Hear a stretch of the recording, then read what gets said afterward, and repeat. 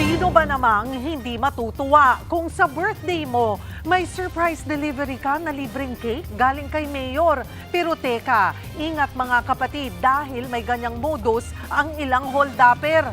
Nasa frontline ng balitang yan, si Carol De Asa.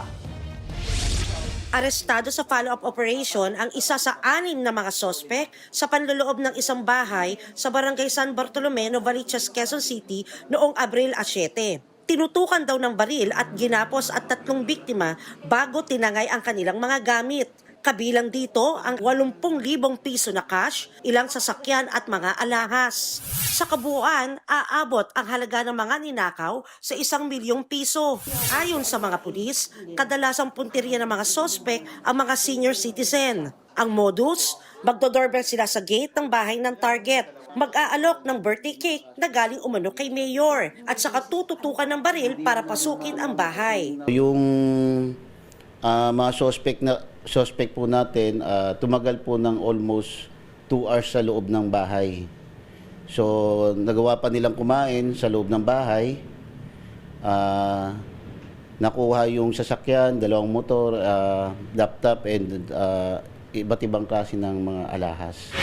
Nakunan ng CCTV ang ginamit na getaway vehicle ng mga sospek na nirentahan lang umano. Na-trace ng mga otoridad ang car rental at dito na natunton ang naarestong sospek sa pamamagitan ng GPS. Depensa ng sospek, akala niya ay outing lang ang pupuntahan nila ng rentahan ng sasakyan na siya pa mismo ang nagmaneho.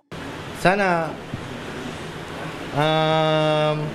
makita nila yung paghihirap ko dito kahit alam naman nila ang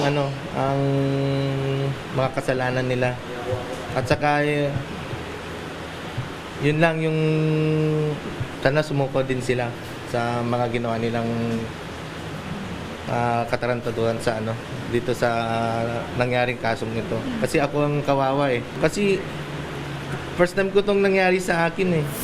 Na-recover mula sa sospek ang laptop, mga alahas, ilang ID at pitaka. Pero hindi na na-recover ang iba pang mga ninakaw. Nahaharap ang sospek sa kasong robbery, kidnapping at illegal possession of firearms and ammunition. Tinutugis pa ang 5 niyang kasamahan. Nagbabalita mula sa Frontline, Carol De Asa, News 5.